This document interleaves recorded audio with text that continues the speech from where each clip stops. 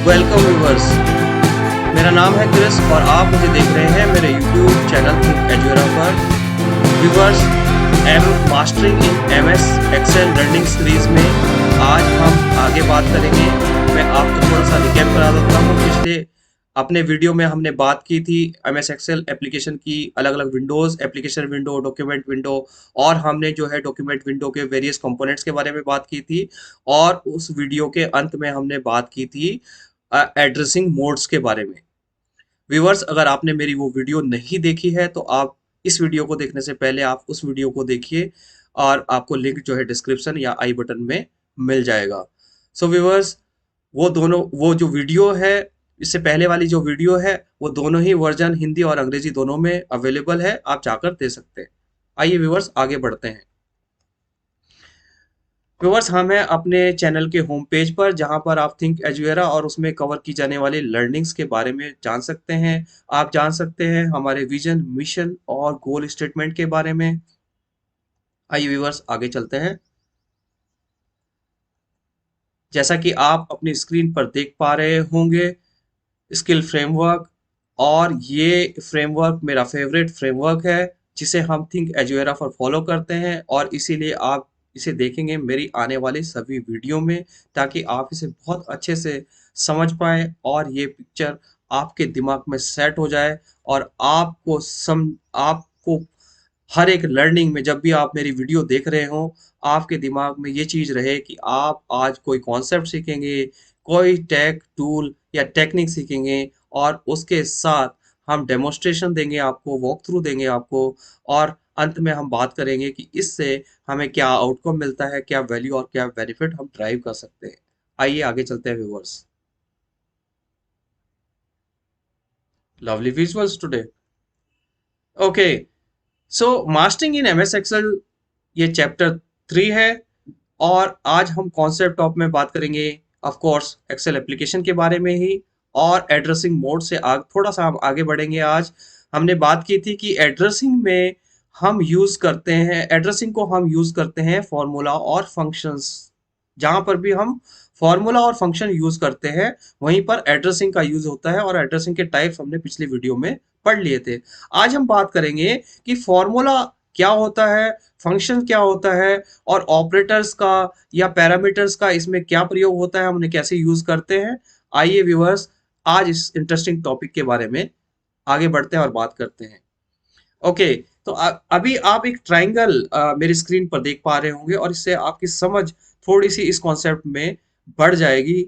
और जैसे कि हम बात करते हैं कि हम सबसे पहले अपने टॉपिक में बात करते हैं कॉन्सेप्ट के बारे में, तो 3 चीज़ों के बारे में बात करेंगे। पहली बात करेंगे फॉर्मूला। इस ट्रायंगल में आप देख रहे हैं जो फॉर्मूला और फंक्शन है, एक दूसरे को सपोर्ट कर रहे हैं। इसका मतलब है कि हमारी कुछ रिक्वायरमेंट्स फॉर्मूले से पूरी हो जाती हैं, कुछ रिक्वायरमेंट्स के लिए हमें जो है फंक्शन का यूज़ करना पड़ता है। और इन दोनों के बेस में आप जो देख रहे हैं वो है ऑपरेटर्स, आर्ग्यूमेंट्स एंड रेफरेंसेस। इसका क्या मतलब है? इसका मतलब है कि हम फॉर्मूला यूज़ करें या फंक्शन यूज़ करें एक्सेल में, यह हम यूज़ नहीं कर पाएंगे व्यूअर्स बिना ऑपरेटर्स के यूज़ के, बिना आर्ग्यूमेंट्स के यूज़ के, या बिना रेफरेंसेस के यूज़ के। सो ऑब्वियसली हर एक फंक्शन में, फंक्शन और फॉर्मूला में कम से कम आर्ग्यूमेंट्स, रेफरेंसेस और ये सारी चीज़ें हम यूज़ करेंगे। इसीलिए हमने बेस में रखा है ऑपरेटर, आर्ग्यूमेंट्स को और रेफरेंसेस को। ओके, आइए आप थोड़ा सा समझ लेते हैं। काफ़ी लोग इसमें थोड़ा सा कंफ्यूज रहते हैं व्यूअर्स कि क्या फॉर्मूला और फंक्शन एक ही है, क्या फॉर्मूला और फंक्शन में कुछ डिफरेंसेस होते हैं, क्या ये दोनों अलग है, या ये दोनों के एक ही चीज के दो अलग अलग नाम हैं।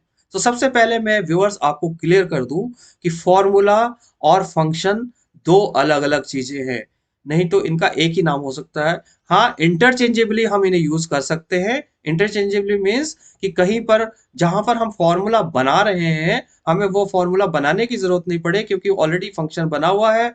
हम उस फॉर्मूले को पे अपना टाइम वेस्ट ना करके, उसको खुद ना बना करके, उस फंक्शन उस काम के लिए जो फंक्शन बना हुआ है उसको यूज कर सकते हैं। सो दोनों कॉन्सेप्ट अलग है, कॉन्सेप्चुअली दोनों चीजें अलग है। काम अगर देखेंगे तो दोनों एक ही करते हैं, लेकिन फॉर्मूलाज में क्या डिफरेंस है, फॉर्मूलाज हम किसको कहते हैं, फंक्शन हम किसको कहते हैं, हम इसके बारे में सीखेंगे और पढ़ेंगे और जानेंगे। आइए एक एक करके बात करते हैं। तो सबसे पहले फॉर्मूला के बारे में बात करते हैं। देखिए फॉर्मूला क्या होता है कि यूजर एक्सेल में, हम एक्सेल की बात कर रहे हैं अभी नॉर्मली, और फॉर्मूला जो मेरे व्यूअर जो प्रोग्रामिंग करते हैं और सब वो करते हैं वो भी इससे रिलेट कर पाएंगे कि जो भी फॉर्मूला है, फॉर्मूला कोई भी यूजर किसी भी मैथमेटिकल कॉम्बिनेशन से, किसी भी मैथमेटिकल कैलकुलेशन को यूज बनाने के लिए आप कोई फॉर्मूला एक्सेल में बना सकते हैं। जो कैलकुलेशन आप कैलकुलेटर पे करते हैं, जो कैलकुलेशन आप पेपर पे करते हैं, नंबर्स के साथ प्लस माइनस करना, मल्टीप्लाई करना, डिवाइड करना, परसेंटेज निकालना, पावर निकालना, ये जो सारी कैलकुलेशंस आप अपने पेपर पे करते हैं या आप कैलकुलेटर को यूज करके करते हैं, वो सारी कैलकुलेशंस आप एक्सेल में भी कर सकते हैं। एक्सेल में जरूरी है, कई बार हो सकता है कि आप फॉर्मूले को यूज करते समय, ऑब्वियसली ऑपरेटर तो plus plus minus and multiply और ये सब हो गए, उसके साथ आप ऑब्वियसली यूज कर सकते हैं वैल्यूज, कि आप वो ऑपरेटर्स डायरेक्टली वैल्यूज पर अप्लाई कर रहे हैं, या हो सकता है कि चूंकि हम एक्सेल यूज कर रहे हैं तो उसमें हम डायरेक्ट वैल्यूज को रिफर न करके हम जो है उन सेल रेंजेस को, सेल को या रेंज को रेफर कर रहे हैं जो हमारे पैरामीटर्स या फिर क्या रेफरेंसेस बन जाएंगे।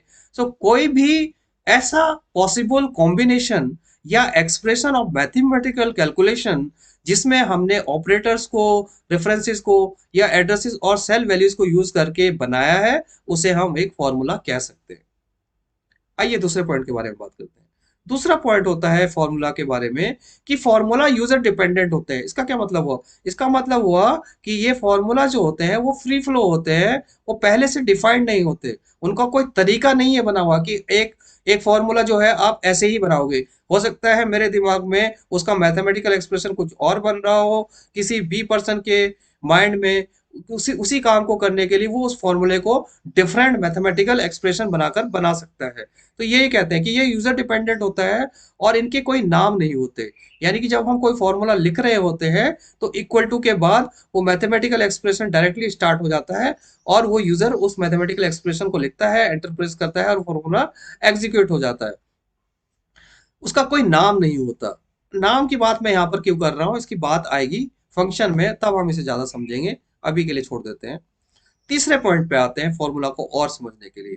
फॉर्मूला यूजर डिफाइंड होते हैं और यूजर इन्हें अपनी नीड के हिसाब से बना सकता है, इसलिए ये यूजर डिफाइंड हम इनको कहते हैं। और ये नॉन स्टैंडर्ड होते हैं, नॉन स्टैंडर्डाइज्ड होते हैं, मतलब कि इनका कोई फिक्स्ड फॉर्मेट नहीं है।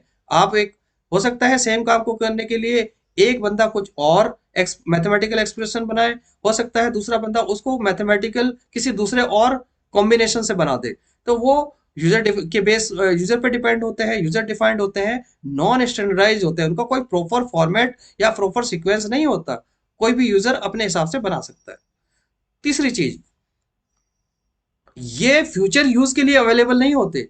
मान लिए कि मैंने अपनी एक्सेल की किसी वर्कबुक पे कोई फंक्शन, कोई फॉर्मूला यूज किया और उससे कोई कैलकुलेशन की। अब फॉर्मूला और फंक्शन हम क्यों यूज करते हैं? कैलकुलेशन के यूज करते हैं, ऑब्वियसली हम सब जानते हैं। अब बात करते हैं कि ये फ्यूचर के लिए क्यों अवेलेबल नहीं होते? क्यों? क्योंकि ये सिस्टम्स के द्वारा डिफाइंड नहीं है। तो ये आपकी उस एक्सेल फाइल में जहां पर आपने वो कैलकुलेशन की है उस फॉर्मूले के द्वारा, वो वहां पर तो सेव है, लेकिन उसको आप कहीं दूसरी जगह कॉल नहीं कर सकते, यूज नहीं कर सकते। यूज करने का मतलब है वहां से आप कॉपी पेस्ट यहाँ करेंगे तो ये यहाँ पर अप्लाई हो जाएगा, लेकिन आपको कॉपी पेस्ट करना पड़ेगा। आप ये नहीं कि उसको किसी नाम से या कॉल कर ले, क्योंकि उसका नाम है ही नहीं, और आपने कहीं दूसरी जगह से यूज करना है तो वहां पर भी सेम एक्सप्रेशन आपको दोबारा लिखना पड़ेगा या वहां से कॉपी पेस्ट करना पड़ेगा। इसका मतलब है कि ये फीचर यूज के लिए रेडिली अवेलेबल नहीं है, आपको बार बार लिखना पड़ेगा। ये एक ये डिफरेंस हो गया। आइए आगे चलते हैं, इसको थोड़ा सा और डीपली समझते हैं। देखिए अगर एक्सेल में या कहीं पर भी या फिर कैलकुलेटर पर या पेपर पर आपने किसी वैल्यूज का, अगर आपने एवरेज निकालना है और मैं कहूं कि आपके पास 5 वैल्यूज हैं, 10, 15, 20, 12, 21, और ये काउंट करें इन वैल्यूज को तो 5 हो गई, और इनका एक, अब चूंकि एवरेज निकालने के लिए क्या करना पड़ेगा, हमें इन पांचों वैल्यूज का पहले हमें जोड़कर सम निकालना पड़ेगा, और फिर हमें देखनी पड़ेगी कि वैल्यू कितनी है। 5 वैल्यू है तो हमने जो भी इसका सम आएगा उसको डिवाइड बाय 5 करेंगे, यानी count of value, sum of values divide by count of value is my average. तो इस तरीके से हम एवरेज निकाल सकते हैं। तो एक्सेल में आप क्या करेंगे, अगर ये चीज लिखना चाह रहे हैं तो आप कैसे के लिखेंगे, इक्वल टू, ब्रैकेट ओपन करेंगे। ब्रैकेट ओपन क्यों करेंगे?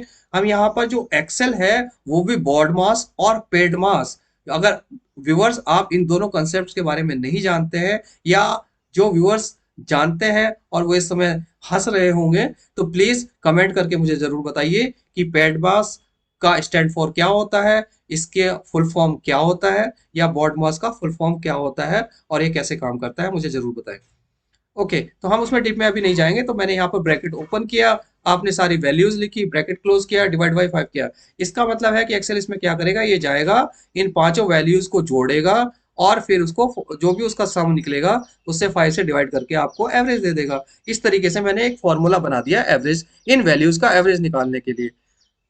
तो ये हो गया आपका फॉर्मूला, इसमें कोई नाम नहीं है। इक्वल टू के बाद मेरा मैथमेटिकल एक्सप्रेशन शुरू हो गया, मैंने कुछ वैल्यूज पास की, कुछ ऑपरेटर्स पास किए, और मैंने एंटर प्रेस किया, तो मेरे पास कैलकुलेशन होके वैल्यूज डिस्प्ले हो जाएगी। ये एक फॉर्मूला है। आइए आप समझते हैं, ऐसे कोरिलेट करने की कोशिश करते हैं फंक्शन में, कि फॉर्मूला तो हमने समझ लिया कि ये होता है, यूजर डिफाइंड होते हैं, फ्यूचर यूज के लिए नहीं होते। कोई भी वैलिड मैथमेटिकल एक्सप्रेशन यूज करके यूजर इसे बना सकता है, डिफरेंट यूजर इसे डिफरेंट तरीके से बना सकते हैं, और इसको ही हम फॉर्मूला कहते हैं, और हमने एक एग्जाम्पल से भी इसे समझ लिया।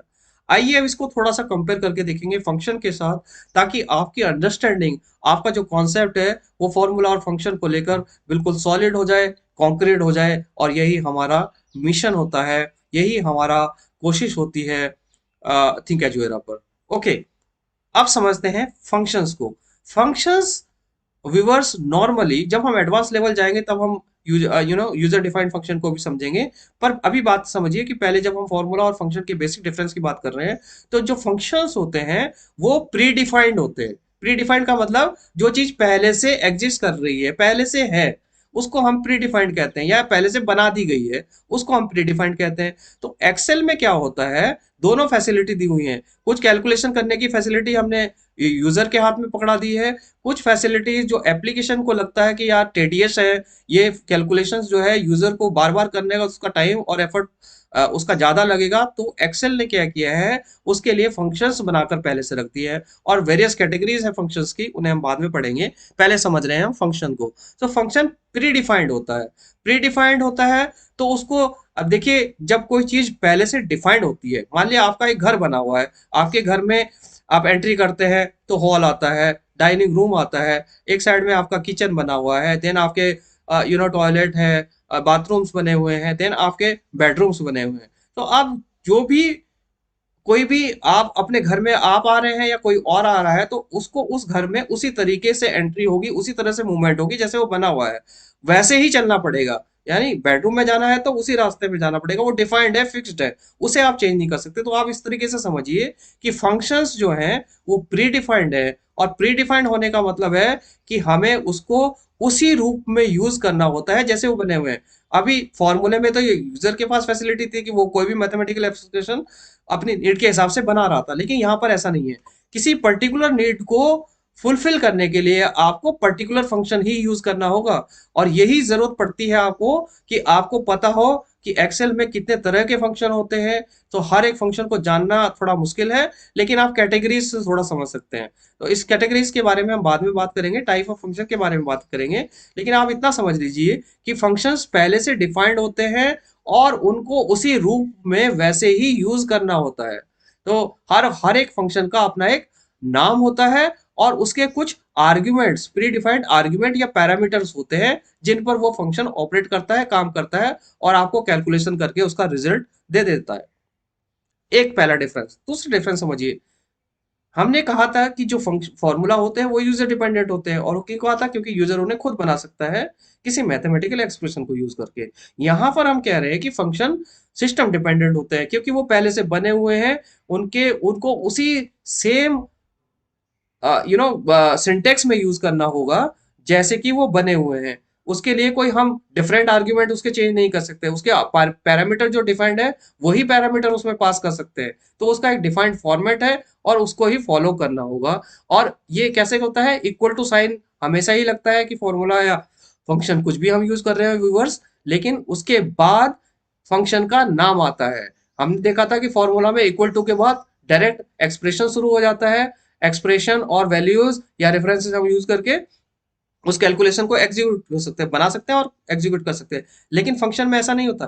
फंक्शन में आप इक्वल टू साइन लगाएंगे, फिर एक्सेल को आप बताएंगे कि आप कौन सा फंक्शन यूज करने जा रहे हैं। कौन सा फंक्शन यूज करने जा रहे हैं एक्सेल को कैसा पता चलेगा? उसके नाम से। तो इक्वल टू के बाद अब आप उस फंक्शन का नाम लिखते हैं, फिर ब्रैकेट ओपन होता है, और फिर बात आती है उसके आर्ग्यूमेंट्स के बारे में कि उसके अंदर कितने आर्ग्यूमेंट्स या पैरामीटर पास होंगे, और आपको उनका सीक्वेंस भी पता होगा। तो आपको उसका सीक्वेंस आपको पता होना चाहिए, आप कौन सा फंक्शन यूज कर रहे हैं। आपको पता होना चाहिए कि उस फंक्शंस के अंदर कितने पैरामीटर या आर्गुमेंट अलाउड है, और उनका सीक्वेंस क्या है। जैसे फॉर एग्जांपल वी लुकअप होता है, वी लुकअप में 4 आर्ग्यूमेंट हैं। अब 4 आर्ग्यूमेंट होते हैं तो अब कोई उसमें दो ही, एक ऑप्शनल आर्ग्यूमेंट है लेकिन 3 मैंडेटरी हैं। कोई भी यूजर अगर एक्सेल के वीलुकअप फंक्शन को यूज कर रहा होगा और वो उसमें दो ही आर्ग्यूमेंट पास कर रहा होगा, तीसरे और चौथे को नहीं कर रहा है पास, तो वो फंक्शन एग्जीक्यूट नहीं होगा, क्योंकि उसे एग्जीक्यूट होने के लिए कम से कम 3 पैरामीटर्स चाहिए, आर्ग्यूमेंट्स चाहिए, तभी वो एग्जीक्यूट होगा। या जो ऑप्शनल पैरामीटर या आर्ग्यूमेंट होता है उसे हम छोड़ सकते हैं, या हम उसे डिफॉल्ट में क्योंकि एक्सेल उसकी डिफॉल्ट वैल्यू मान के चल सकता है।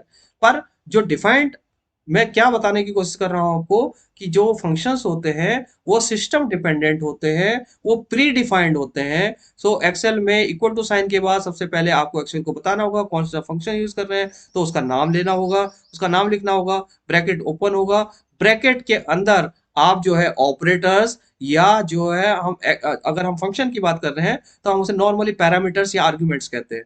तो उस फंक्शन के क्या पैरामीटर और आर्ग्यूमेंट है, और वो कितने हैं, कितने अलाउड हैं, उनका सीक्वेंस क्या है, ये पता होना आपको जरूरी है। तभी आप फंक्शन यूज कर पाएंगे। यही प्रॉब्लम होती है बहुत लोगों को, और मैंने प्रैक्टिकली देखा है अपनी प्रोफेशनल लाइफ में कि लोग इसमें बड़ा कंफ्यूज रहते हैं कि ये चीज तो यहाँ तो ये एग्जीक्यूट कर गई, यहाँ ये एग्जीक्यूट नहीं कर रही। अरे आपको पता नहीं है, आप नहीं उसके आर्ग्यूमेंट्स को आप सही तरीके से सही सीक्वेंस में यूज नहीं कर पा रहे हैं। और वो क्यों हो रहा है? क्योंकि फ्री डिफाइंड है, उन्हें ये कॉन्सेप्ट पता नहीं है कि फंक्शंस फ्री डिफाइंड होते हैं, और उनके जो आर्ग्यूमेंट है वो भी प्री डिफाइंड है, उनकी पोजीशन डिफाइंड है, उनके नंबरिंग डिफाइंड है। अगर आप उसी सीक्वेंस में उसे लिखेंगे तभी वो एग्जीक्यूट होगा, और रिक्वायर आर्ग्यूमेंट पूरे सप्लाई होंगे तभी वो एग्जीक्यूट होगा, नहीं तो आपका फंक्शन पहली बात तो एग्जीक्यूट नहीं होगा, और अगर एग्जीक्यूट होगा तो वो कोई एरर थ्रो कर देगा आपको। आशा करता हूँ यहाँ पर आप थोड़ा सा और समझ गए होंगे फंक्शन और। ओके, तीसरे डिफरेंस के बारे में बात करते हैं। इनबिल्ड होते हैं। इनबिल्ड होते हैं मतलब सिस्टम में पहले से डिफाइंड होते हैं, आपको इसे कॉल करना होता है, नाम से कॉल करना होता है। और कस्टम, अब देखिए कस्टम की बात करते हैं। जो जो जो फंक्शन होते हैं बेसिकली वो दो तरह के होते हैं। वो होते हैं, एक होते हैं सिस्टम फंक्शंस, और दूसरे होते हैं कस्टम्स या यूजर डिफाइंड फंक्शन। देखिए बाय डिफॉल्ट सबसे पहले यूजर को रिकमेंडेड है, मैं चाहूंगा कि व्यूअर्स सबसे पहले जो है जो फंक्शंस हैं, जो बने हुए फंक्शन हैं, उनके बारे में समझे। और जो एडवांस लेवल के यूजर होते हैं या प्रोफेशनल होते हैं, वो मेरी बात से कोरिलेट कर पाएंगे, या जो लोग प्रोग्रामिंग करते हैं और प्रोग्रामिंग में फंक्शंस वो खुद बनाते भी हैं। इसी तरह से एक्सेल में जब हम एडवांस एक्सेल करेंगे और उसमें प्रोग्रामिंग की बात करेंगे, वीबीए की बात करेंगे, तो वहां पर हम कस्टम फंक्शन। इसका मतलब ये है कि कुछ फंक्शन ऐसे हो सकते हैं, कुछ स्पेसिफिक रिक्वायरमेंट ऐसी हो सकती है कि यूजर को बार बार वो काम करना है, लेकिन उसके लिए कोई फंक्शन डिफाइंड नहीं है। सो एक्सेल ये कैपेबिलिटी प्रोवाइड करता है कि वो पर्टिकुलर यूजर अपना फंक्शन डिजाइन कर सकता है। उस फंक्शन को अगर वो डिजाइन करेगा तो उस फंक्शन को हम कहते हैं कस्टम या यूजर डिफाइंड फंक्शन। लेकिन वो रहेगा फिर भी फंक्शन की कैटेगरी में, क्योंकि फिर उसका एक नाम हो जाएगा, और एक्सेल उसको आइडेंटिफाई करेगा, क्योंकि एक्सेल उसको सेव कर लेगा अपने एक्सेल एप्लीकेशन में फॉर दैट पर्टिकुलर यूजर। वो सभी यूजर्स के लिए नहीं है, वो यूजर अपने लिए बना रहा है, लेकिन फिर भी उसकी कैटेगरी जो है फंक्शन रहेगी, वो फॉर्मूला नहीं कहलाएगा, क्योंकि फिर यूजर उसको रीयूज कर सकता है। तो एक और डिफरेंस है इसका, कि function can be reused but formulas are not. Okay, इसको भी एग्जांपल से समझते हैं। देखिए हमने पिछले वाले एग्जांपल में 5 वैल्यूज का एवरेज निकाला था, और उसके लिए हमें कितनी मशक्कत करनी पड़ी थी, हमें सारी वैल्यूज लिखनी पड़ी। फिर उसको देखा कि अच्छा हमारी वैल्यूज कितनी है, उसको डिवाइड बाय उसके काउंट से हमें, जैसे हमारी 5 वैल्यूज थी तो हमने 5 से डिवाइड करके एवरेज निकाला। इतना कुछ करने की, एफर्ट लगाने की जरूरत नहीं है व्यूअर्स। आपके लिए एक्सेल ने एवरेज फंक्शन बना के दिया हुआ है। तो आपको क्या करना है, सेल में जाना है, इक्वल टू यूज करना है, आपने कहीं भी इस रेंज में अपनी वैल्यूज रखनी है। लेट से आपकी वैल्यूज A1 से A6 के बीच में रखी हुई हैं, जो वैल्यूज है आपकी 10, 15, 20, 12, 21, आपने वो वैल्यूज A1 से A6 सेल में रखी हैं। A7 में आप फॉर्मूला लगा रहे हैं, आप फॉर्मूला फंक्शन लगा रहे हैं, सॉरी, आपने फंक्शन यूज करना है equal to AVG average. AVG short में कहीं यूज होता है, या फिर एवीई आरएजी। एक्सेल आपको बता देगा आपको क्या यूज करना है। ब्रैकेट ओपन होगा, आप उस रेंज की रेफरेंसेस, अब नाउ हम पैरामीटर पास कर रहे हैं। सो एवरेज में आप कई तरह के पैरामीटर पास कर सकते हैं, आप रेंज भी पास कर सकते हैं, आप वैल्यू भी पास कर सकते हैं। यानी इस एवरेज फंक्शन में आप इस वैल्यूज को डायरेक्ट भी लिख सकते थे। कैसे? Average bracket open, you will write it like 10 15 12 20 12 21 और एंटर कर देंगे तो भी आपको एवरेज आ जाएगा। आपको यहाँ डिवाइड बाय 5 करने की जरूरत नहीं है, क्योंकि एक्सेल ऑटोमेटिकली आइडेंटिफाई कर लेगा कि आपने कितनी वैल्यूज पास ऑन करी हैं।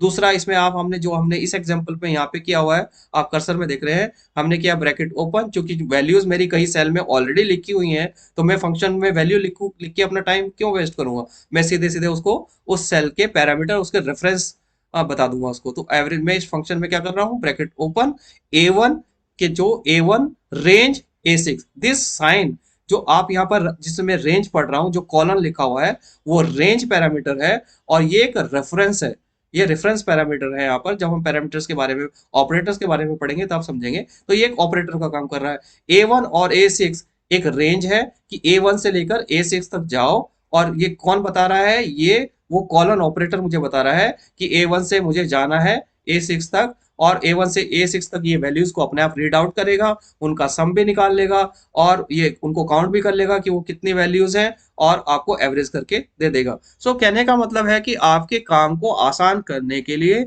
यूजर के काम को, टास्क को और कैलकुलेशंस को इजी करने के लिए फंक्शंस बने हुए होते हैं, फॉर्मूलाज खुद बनाने होते हैं। फंक्शंस प्री डिफाइंड होते हैं, उनका एक नेम होता है, उससे नेम से कॉल करते हैं।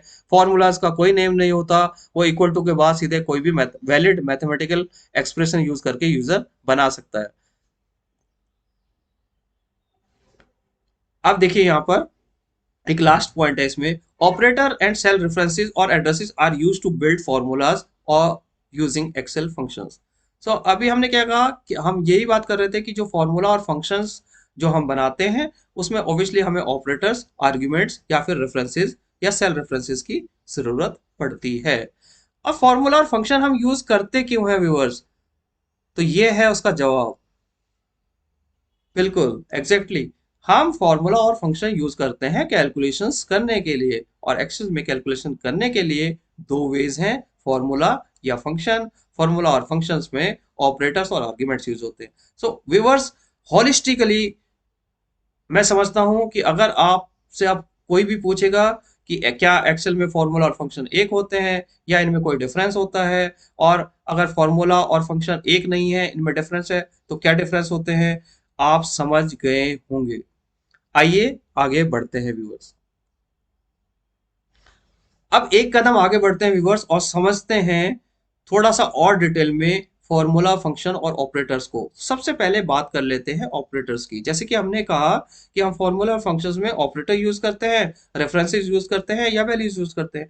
अब कितने तरह के ऑपरेटर्स होते हैं? सब नॉर्मली अगर मैं बात करूं तो एक्सेल में चार तरह के ऑपरेटर्स होते हैं। पहला है अरिथमेटिक ऑपरेटर, दूसरा है कंपैरिजन ऑपरेटर, तीसरा है टेक्स्ट या एम्परसेंड ऑपरेटर, और चौथा है आपका रेफरेंस ऑपरेटर्स। सो अरिथमेटिक कैलकुलेशन को करने के लिए, मैथमेटिकल कैलकुलेशन को करने के लिए जो पैरामीटर है, जो साइन है, जो हम यूज करते हैं, जैसे कि आप नॉर्मली पेपर पे भी आप plus minus multiply divide by percent sign use करते हैं, इसी तरह से कंप्यूटर में भी, एक्सेल में भी आप जो है अरिथमेटिक ऑपरेटर्स यूज करते हैं। और यहाँ पर मैंने ये ऑपरेटिंग्स की, ऑपरेटर्स की लिस्ट आपको दे दी है। मैंने सभी के नाम नहीं लिखे हैं क्योंकि बहुत से हम जानते हैं, मैंने सिर्फ यहाँ पर अरिथमेटिक ऑपरेटर में आपको पावर साइन जो होता है उसको हम कैरेट बोलते हैं, और कैरेट आप यूज करते हो जिस जो आपको किसी भी नंबर की पावर दे देता है आपको। ओके, अब बात करते हैं दूसरे पे, कंपैरिजन ऑपरेटर। कंपैरिजन ऑपरेटर या फिर हम इन्हें लॉजिकल ऑपरेटर भी कहते हैं। ये ऑपरेटर होते हैं कंपेयर करने के लिए, जैसे कि उनका नाम ही सजेस्ट कर रहे हैं, कंपेयर करने के लिए। ये दो वैल्यूज को या दो रेंजेस को या दो सिचुएशंस को, दो सिनेरियो को, दो सैंपल्स को वो कंपेयर करते हैं एक दूसरे के लिए, कि क्या ये दोनों सैंपल्स बराबर है, इक्वल है, या पहला दूसरे से बड़ा है, या दूसरा वाला पहले से बड़ा है, या एक छोटा है, इस तरीके से। तो ये होते हैं आपके, मैं इनको रीड आउट कर लेता हूं। दे आर इक्वल टू, ये ग्रेटर देन साइन होता है, ये लेस देन साइन होता है, ये ग्रेटर देन इक्वल टू होता है, लेस देन इक्वल टू होता है, ये होता है नॉट इक्वल टू, मतलब बराबर नहीं है, बराबर नहीं है। ये है, हो गया कंपैरिजन ऑपरेटर। उसके बाद आते हैं टेक्स्ट ऑपरेटर्स। व्यूअर्स, मैंने जितनी रिसर्च इसमें करी है, तो टेक्स्ट ऑपरेटर में मेरे को एक ही ऑपरेटर वो दिखा रहा था कि M%, और ये वाला एंड होता है जिसको हम M% बोलते हैं। और दूसरे, बट अगर मैं बात करूं तो डबल कोट्स भी कुछ ऐसे ऑपरेटर हैं जो टेक्स्ट ऑपरेटर हैं, या फिर एक कर्ली, इसको बोलते हैं कर्ली साइन। ये यहाँ पर कर्ली साइन मैंने लिखा हुआ है, इसका नाम मैं यहाँ लिखना भूल गया हूँ ब्रैकेट में, बट इसको बोलते हैं curly sign. So these are the three text operator. और मैं जब फ्यूचर में आपको एग्जांपल्स बताऊंगा इनके, जब कभी हम इनको यूज करेंगे, तब मैं बताऊंगा आपको कि M% के अलावा भी ये भी ऑपरेटर होते हैं जो टेक्स्ट ऑपरेटर है। ये मैं अपने एक्सपीरियंस से आपको बता रहा हूँ। आगे चलते हैं, रेफरेंस ऑपरेटर। अब देखिए रेफरेंस ऑपरेटर, अभी हमने बात की थी, हमने एक एवरेज निकाला था फॉर्मूला के द्वारा, जिसमें हमने मैथमेटिकल एक्सप्रेशन लिखा था। लेकिन दूसरा हमने फंक्शन को यूज करके किया था, और जहां पर हमने जो है रेंज यूज किया था, साइन। वो जो रेंज साइन था वो ये रेफरेंस ऑपरेटर होंगे। तो यहाँ पर रेफरेंस ऑपरेटर रेंज के लिए कॉलन यूज होता है, कॉमा यूज होता है। जैसे मैंने कहा था आपको कि एवरेज निकालना है, तो आप कॉमा कॉमा करके भी एवरेज फंक्शन के अंदर दे सकते हैं। तो आप रेंज साइन भी यूज हो सकता है, कॉमा भी यूज हो सकता है। और कुछ सिचुएशन आती है, ऐसी होती है कि जहां पर फंक्शन में या इसमें आप स्पेस भी यूज करते हैं। ओके व्यूअर्स, आशा करता हूं कि आपको चारों ऑपरेटर्स टाइप पता चल गए होंगे, और इनके अलग अलग मेथड। एरिथमेटिक ऑपरेशन के लिए एरिथमेटिक ऑपरेटर यूज होते हैं। किसी चीजों को, दो सेट्स को हमें कंपेयर करना है, एक दूसरे से जांचना परखना है, तो कंपैरिजन या लॉजिकल ऑपरेटर यूज करते हैं। टेक्स्ट ऑपरेटर केवल टेक्स्ट वैल्यूज पर ही काम करते हैं, क्योंकि एरिथमेटिक के लिए जिस तरह से हमारे पास एरिथमेटिक ऑपरेटर है, इसलिए चूंकि हमारे पास एक्सेल टेक्स्ट के साथ भी डील करता है, तो टेक्स्ट को डील करने के लिए टेक्स्ट ऑपरेटर्स हैं। इसी तरीके से जो फंक्शंस हैं या फॉर्मूलाज हैं, वो जो है सेल रेफरेंसेस यूज करते हैं, और रेफरेंसेस जो है अलग अलग तरीके से दे सकते हैं, इसलिए हमारे पास रेफरेंसेस ऑपरेटर भी होते हैं व्यूअर्स। ओके, आगे चलते हैं, नहीं तो वीडियो बहुत लंबी हो जाएगी। फॉर्मूला। अब हम बात करते हैं फॉर्मूला के बारे में। फॉर्मूला के बारे में हम और फंक्शन के बारे में बहुत डिटेल में बात कर चुके हैं, तो मैं इस टेक्स्ट पर बहुत ज्यादा नहीं जाऊंगा। आप वीडियो को पॉज करके इनके बारे में थोड़ी और डिटेलिंग पढ़ सकते हैं। लेकिन मैं थोड़ा थोड़ा मोटा बता दूं आपको कि जो आपके फॉर्मूला होते हैं वो फ्री फ्लो होते हैं। वो कोई भी वैलिड मैथमेटिकल एक्सप्रेशन बना के आप बना सकते हैं, प्री डिफाइंड नहीं होते। Formulas is nothing but a combination of a expression created using operator, cell references, executed in paired mass precedence। यानी कि जो भी फॉर्मूला या फॉर्मूला होगा, वो बेसिकली पेड मास के कॉन्सेप्ट को यूज करके एग्जीक्यूट होते हैं इन एक्सेल में। और अगर आपने किसी प्रेसिडेंस को ओवररूल करना है, तो आप उसको ब्रैकेट में लिखते हैं। व्यूअर्स, मैंने आपको पहले ही कहा है कि अगर आपको पेड मास या बॉड मास के बारे में जानकारी है, या आप उसके बारे में एक अलग से वीडियो चाहते हैं, तो मुझे कमेंट जरूर करें। लेकिन अगर आप जानते हैं, तो मुझे इसकी फुल फॉर्म भी जरूर लिखें, और इसका क्या यूज है ये जरूर मुझे बताएं। आगे बात करते हैं, फॉर्मूला यूजर डिपेंडेंट होते हैं। उसके बाद हम ये कह रहे थे कि फॉर्मूलाज जो है यूजर कुछ क्रिएट करता है अब बेसिस इंडिविजुअल नीड्स के ऊपर, और ये फ्यूचर यूज के लिए अवेलेबल नहीं होते हैं। तो ये बेसिक फॉर्मूला के बारे में हमने। अब बात कर लेते हैं थोड़ी सी फंक्शंस के बारे में। फंक्शंस के बारे में हमने बात की थी कि प्री डिफाइंड होते हैं, और ये जो है चूंकि फंक्शंस प्री डिफाइंड होते हैं, तो इनका एक और प्री डिफाइंड होते हैं, तो इनको हम आइडेंटिफाई करते हैं इनके नाम से, और प्रॉपर इनको एक सिंटेक्स को फॉलो करते हुए यूज करना होता है। सिंटेक्स का मतलब इक्वल टू साइन होगा, ब्रैकेट, फिर उसके बाद आप फॉर्मूला फंक्शन का नाम लिखेंगे, ब्रैकेट ओपन होगा, और फिर उसके अंदर जो भी पैरामीटर उसके अंदर डिफाइंड है, जो भी वैलिड पैरामीटर डिफाइंड है, उनका जो भी सीक्वेंस डिफाइंड है, उस उन्हीं पैरामीटर्स को उन्हीं सीक्वेंस में आपको यूज करना होगा, तभी फंक्शंस हमारे एग्जीक्यूट होते हैं, नहीं तो वो एग्जीक्यूट नहीं होंगे। वो प्री डिफाइंड है, उसी फॉर्मेट में, उसी टेम्पलेट में, उसी सीक्वेंस में हमें उन्हें यूज करना होता है। जैसे कि हमने कहा कि डिफरेंट तरह के हमारे पास जो है ऑपरेटर्स होते हैं, इसी तरीके से एक्सेल्स में चूंकि थाउजेंड्स ऑफ फंक्शंस हैं, हम सभी को याद नहीं कर सकते। लेकिन अगर आपको फंक्शंस की कैटेगरीज याद हैं, तो आप फंक्शंस को बड़ी इजीली समझ सकते हैं। तो फंक्शंस की कैटेगरीज के ऊपर थोड़ा सा ध्यान दीजिएगा। और जो कैटेगरी जो फंक्शंस हो सकती है, वो मैथमेटिकल फंक्शंस हो सकते हैं, टेक्स्ट फंक्शंस हो सकते हैं, लॉजिकल या लॉजिकल या कंपैरिजन, ये और कंडीशनल फंक्शंस हो सकते हैं, लुक ऑफ रेफरेंस फंक्शंस होते हैं, डेट एंड टाइम फंक्शंस होते हैं, there are function would deal with databases, there are function would deal with finance and all of this. So there are various kinds of categories of functions. Functions are defined into different categories, and each categories may have several functions. So users, आप अलग अलग categories को आप Google पे search कर सकते हैं या किसी एमएस ऑफिस की वेबसाइट, और या आप कहीं नहीं जाएं तो आप एक्सेल में हेल्प मेन्यू मैंने आपको बताया था, वहां जाके आप फंक्शंस के बारे में पढ़ सकते हैं, फंक्शंस डिफरेंट टाइप्स या कैटेगरी ऑफ फंक्शंस पढ़ सकते हैं व्यूअर्स। आशा करता हूँ व्यूअर्स आज की वीडियो आपको अच्छी लगी होगी, और अब हम चलते हैं अपने दूसरे सेक्शन टेक टॉक और डेमोन्स्ट्रेशन की तरफ।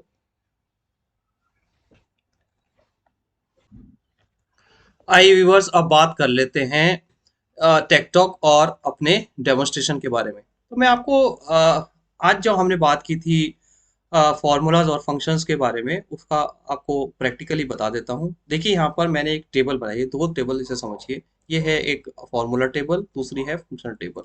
फॉर्मूला टेबल में क्या है, यहाँ पर हमने कुछ सब्जेक्ट्स लिखे हुए हैं, उनके मैक्सिमम मार्क्स हैं, मार्क्स ऑफ 10 लिखे हुए हैं, ऑफ 10 परसेंटेज लिखी हुई है। सेकंड टेबल में हमने सेम टेबल बनाई हुई है, और पहली टेबल में देखिए हम कुछ कैलकुलेशन करेंगे, जिसको हम कैलकुलेशन को यूज करेंगे अपने फॉर्मूलाज को यूज करके। देखिए यहाँ पर मैंने एक फॉर्मूला अप्लाई किया हुआ, ये मेरी वैल्यूज हैं। यहाँ पर मैंने क्या किया है, इक्वल टू लिखा है, मैंने इनका सम करना है तो मैंने equal to B5 B6 B7 B8 B9 इतना किया हुआ है। यहाँ पर तो इसका सम आ गया, इसने सबको मुझे प्लस प्लस है तो एडिशन का साइन होता है, प्लस करके इसने दे दिया। यहाँ पर मैंने मार्क्स ऑफ 10 को भी इसी तरीके से सम कर दिया है। ठीक है, तो आप लगाते कैसे हैं, equals to this plus this plus this plus this, क्योंकि मुझे सम चाहिए तो प्लस करके ही आएगा, इक्वल टू करके ये सब प्लस आ गया। और यहाँ पर मैंने परसेंटेज निकालनी थी तो मैंने सिंपली क्या किया, this number divide by this, ये मेरा परसेंटेज आ गई। तो ये मेरी जो जितनी भी मैंने कैलकुलेशन की है, ये व्यूअर्स मैंने कैलकुलेशन की है फॉर्मूला को यूज करके। ये मैंने खुद का फॉर्मूला बनाया, मैंने एक्सेल का कोई बनाया हुआ फंक्शन यहाँ यूज नहीं किया। अब इसी तरीके से अगर मैंने ये किसी स्टूडेंट्स के, अगर लेट से मैं इसका कह रहा हूँ कि क्रिस जो मेरा स्टूडेंट्स है, उसके जो है ये मार्क्स हैं, और ये मैक्सिमम मार्क्स हैं, ये उसने ऑब्टेन किया है, ये इंडिविजुअल की परसेंटेज है, ये उसका एवरेज सम ऑफ मार्क्स, उसका मार्क जो एवरेज है वो 89 है, एवरेज ओवरऑल एवरेज 89% है। तो एवरेज की अगर हम मार्क्स की बात करें कि मार्क्स का एवरेज क्या है, तो कैसे निकालेंगे, हम यहाँ पर क्या कर रहे हैं कि हमने यहाँ पर सम तो निकाल लिया है पहले ही पांचों वैल्यूज का, और यहाँ पर हम क्या कर रहे हैं कि उन वैल्यूज के सम को डिवाइड कर रहे हैं 5 से, तो मेरे पास एवरेज आ गया। या डायरेक्टली अगर मैं निकालना चाहता हूँ, जैसे हमने उस एग्जाम्पल में यूज किया था, तो कैसे यूज किया था, दिस दिस प्लस दिस, यानी कि वैल्यूज का सम करना है हमें। ब्रैकेट में लिख रहा हूँ क्योंकि ये प्लस है, जिसकी प्रेफरेंस जो है कम होती है इससे, डिवाइड बाय 5। तो ये देखिए सेम चीज आ गई, 88.8 88 यहाँ पर पहले हमने सम निकाला, फिर उसको सम को डिवाइड किया 5 से, यहाँ पर हमने एक ही साथ कर दिया इक्वल टू। इसको अगर मैं देखिए ब्रैकेट में नहीं लिखूंगा तो क्या होगा, आपका जो एवरेज आना चाहिए वो आना चाहिए 88.8, लेकिन यहाँ गड़बड़ा गया है। क्यों, क्योंकि उसने क्या किया है, इस वैल्यू को पहले उसने 5 से डिवाइड कर दिया, इसलिए प्रॉब्लम आ गई है। इसीलिए हमें क्या करना है, हमें पहले सम करना है, इसीलिए हमने ब्रैकेट में ओपन किया, ताकि ये जिसकी जो प्रेसिडेंस है वो पहले हो जाए, ये कैलकुलेशन पहले होगी, फिर ये इसका जो भी सम आएगा उसके सम को, यानी 444 जो सम आएगा उसको डिवाइड बाय 5 करेगा। और देखिए यहाँ पर हमारा सेम वैल्यूज आ गई है। तो ये हो गया रिवर्स फंक्शन। अब बात कर लेते हैं फॉर्मूला की। अगर यही चीज मुझे फॉर्मूला से करनी है, अब लेकिन यहाँ पे प्रॉब्लम आती है, पहले फॉर्मूला को देखते हैं कि जैसे मुझे मैक्सिमम और मिनिमम देखना है कि इस स्टूडेंट्स के, ये जो स्टूडेंट क्रिस है, इसके मैक्सिमम मार्क्स किस सब्जेक्ट में है। देखिए यहाँ पर एक छोटी सी टेबल है, तो ये मैं 5 वैल्यूज को ऐसे कंपेयर करके देख सकता हूँ कि 99 मेरा मैक्सिमम है, और मेरा मिनिमम अगर देखूँ तो मेरा 78 इनमें मिनिमम है। लेकिन अगर आपके पास बहुत बड़ी टेबल है तो आप उसको देख कर नहीं निकाल सकते। और यहाँ पर मेरे पास कोई ऐसा फॉर्मूला, ऐसा कोई फंक्शन, ऐसा कोई फॉर्मूला मेरे दिमाग में भी नहीं आ रहा है जिससे मैं ऐसे कोई फॉर्मूला मैथमेटिकल कॉम्बिनेशन से बनाऊं जिससे मुझे मैक्सिमम या मिनिमम इस रेंज का मिल जाए। या किसी भी रेंज का मिल जाए जो रेंज हो। तो यहाँ पर मैंने इन्हें कर दिया, तो फॉर्मूला से मैं ये चीज नहीं कर पा रहा हूँ। एवरेज तो मैंने निकाल दिया, मैंने एवरेज की परसेंटेज भी निकाल दी, मैंने एवरेज वैल्यूज भी निकाल दी, जो फंक्शन हमने एवरेज बनाया था वो भी हमने यहाँ बना लिया। ये काम तो हो रहे हैं, लेकिन मैक्सिमम के लिए मुझे कोई ऐसा फॉर्मूला नहीं मिल रहा है कि जो मैं मैथमेटिकल एक्सप्रेस को यूज करके बनाऊं और एक्सेल मुझे यहाँ पर मैक्सिमम वैल्यू दे दे कि सबसे ज्यादा मार्क्स कौन से सब्जेक्ट में थे वो मार्क्स यहाँ आ जाए, और इसी तरीके से मिनिमम कहाँ पर आए हैं इस स्टूडेंट्स के वो यहाँ पर आ जाए। तो ये काम मैं यहाँ पर एक्सेल में फॉर्मूले के द्वारा नहीं कर पा रहा हूँ। अब आइए चलते हैं सेकंड चीज जो है फंक्शन टेबल। सेम टेबल है व्यूअर्स, इसमें सेम कैलकुलेशन सेम नंबर रखे हैं। सम हमने यहाँ पर देखिए, सम हमने प्लस प्लस प्लस करके किया हुआ था। अगर मेरे पास बहुत सारी वैल्यूज होंगी तो क्या मैं यहाँ पर ये फॉर्मूले को लिखते ही रह जाऊंगा? ऐसा नहीं करना है। तो आपने क्या करना है, आपको पता है कि अगर आपको कुछ वैल्यूज का सम करना है तो एक्सेल में सम के लिए फॉर्मूला फंक्शन पहले से बना हुआ है। तो हम क्या करते हैं, उस फंक्शन को कॉल करते हैं। कैसे कॉल करते हैं, इक्वल टू साइन डाला, फिर हमने लिखा फंक्शन का नाम सम। यहाँ से एक्सेल को पता चल गया है कि ये फॉर्मूला आप यूज करना चाहते हैं। देखिए, अगर मैं आगे की चीज अभी हटा देता हूँ, आपको दिखाता हूँ, आपको लगा के equal to SUM sum bracket open, जैसे जैसे ही देखिए इक्वल टू लिखते हैं SUM और ब्रैकेट ओपन करते हैं, ये आपको नंबर ऑफ पैरामीटर, देखिए इसमें नंबर ऑफ पैरामीटर 1 2, कहने का मतलब ये कह रहा है कि एक पैरामीटर इसमें, ये देखिए इसमें जो ये ब्रैकेट है, ये वाला जो ब्रैकेट है बड़ा वाला, इसके अंदर अगर कोई चीज लिखी होती है इसका मतलब वो ऑप्शनल होती है, और उससे पहले अगर बाहर कोई चीज लिखी है जो इसके अंदर कवर नहीं है, मीन्स वो ऑप्शनल नहीं है, ये मैंडेटरी है न। कहने का मतलब है कि सम फंक्शन को कम से कम एक पैरामीटर जरूर इसमें पास करना होगा, तभी ये काम करेगा, नहीं तो काम नहीं करेगा। अगर आप इसको ब्लैंक में एंटर करेंगे, देखिए एरर दे देगा। अगर मैं इसको एक कोई भी वैल्यू दे देता हूँ, जैसे मैं कहता हूँ कि 10 का सम करो, मैं यहाँ पर डायरेक्ट वैल्यू लिख रहा हूँ अभी, तो एंटर करता हूँ तो ये 10 ही दे देगा। क्यों? और अगर मुझे दो वैल्यूज देनी है तो मैं कॉमा करके दूसरी वैल्यूज भी दे सकता हूँ। लेट से वही वैल्यूज लिखते हैं हम जो हमने यहाँ पर लिखी थी। क्या वैल्यूज लिखी थी हमने, हमने लिखी थी लेट से 78। यहाँ पर लिखने का थोड़ा तरीका अलग है, यहाँ पर सम जो कि पहले से डिफाइंड है तो इसमें कॉमा आएगा, इसमें प्लस पैरामीटर यूज नहीं कर सकते।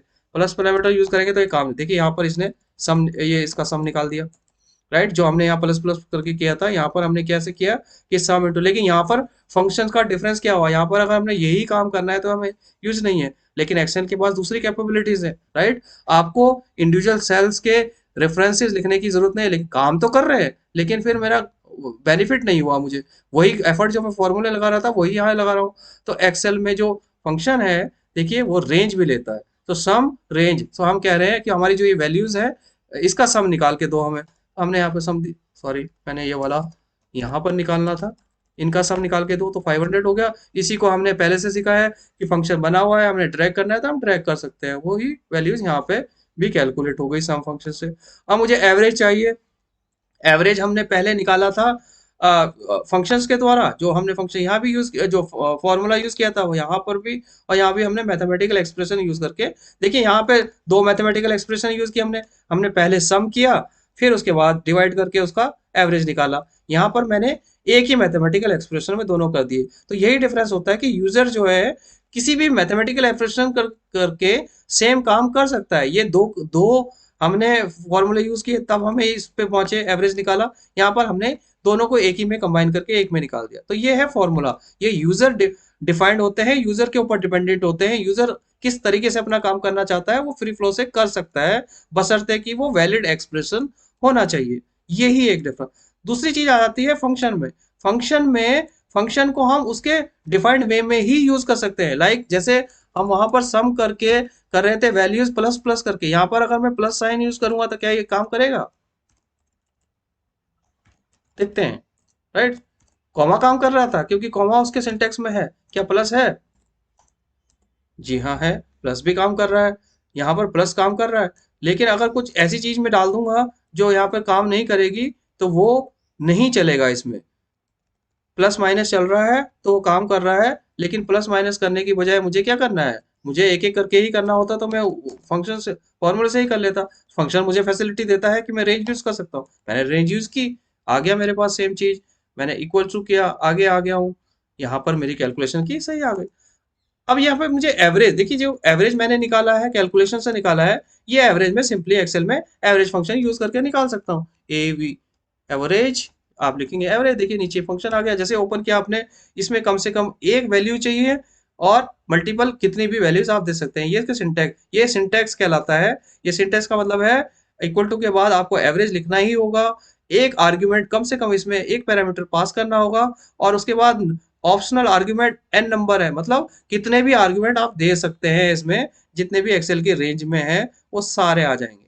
ये देखिए, एक ही उसमें मैंने सिर्फ ये यूज करके सेम मेरा एवरेज आ गया। यहाँ पर मैंने फंक्शन यूज करके निकाला था, फॉर्मूला यूज करके निकाला था सॉरी, और यहाँ पर मैं बना बनाया फंक्शन यूज करके। अब देखिए दूसरी वाली जो प्रॉब्लम थी मेरी, जो मेरी फॉर्मूला से सॉल्व नहीं हो रही थी, मुझे ऐसा कोई फॉर्मूला समझ में नहीं आया जिसको यूज करके मैं मैक्सिमम और मिनिमम निकाल सकूं, क्योंकि ये पॉसिबल नहीं है। मुझे इन सारी वैल्यूज को, देखिए मैनुअली जब मैं कर रहा हूँ तो कैसे कर रहे हैं हम क्या कर रहे हैं कि हम सारे सब्जेक्ट्स के नंबर्स को मैनुअली अपने दिमाग में कैलकुलेट कर रहे हैं। तब मैं आइडेंटिफाई कर रहा हूँ कि 99 यहाँ पर मैक्सिमम है और 78 यहाँ पर मिनिमम है।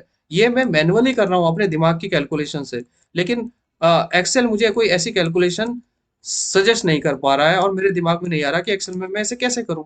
लेकिन एक्सेल ने इन चीजों को एड्रेस करने के लिए पहले से ही रेडीमेड फंक्शन बना दिए हैं। तो अगर आपको पता है कि किसी रेंज में आपको मैक्सिमम या मिनिमम चाहिए, तो आप मैक्स या मिनिमम फंक्शन का यूज कर सकते हैं। देखिए यहाँ पर यूज करता हूँ M A X max, bracket open, इस रेंज में, तो इस रेंज का मैक्सिमम नंबर मुझे दे दो। इसी तरीके से इस रेंज का मिनिमम, देखिए नाम अलग अलग है, वहां मैक्स था यहाँ मिनिमम हो गया, रेंज सेम है, तो इसने मुझे देखिए दे दिया। कितनी आसानी से मेरा काम हो गया।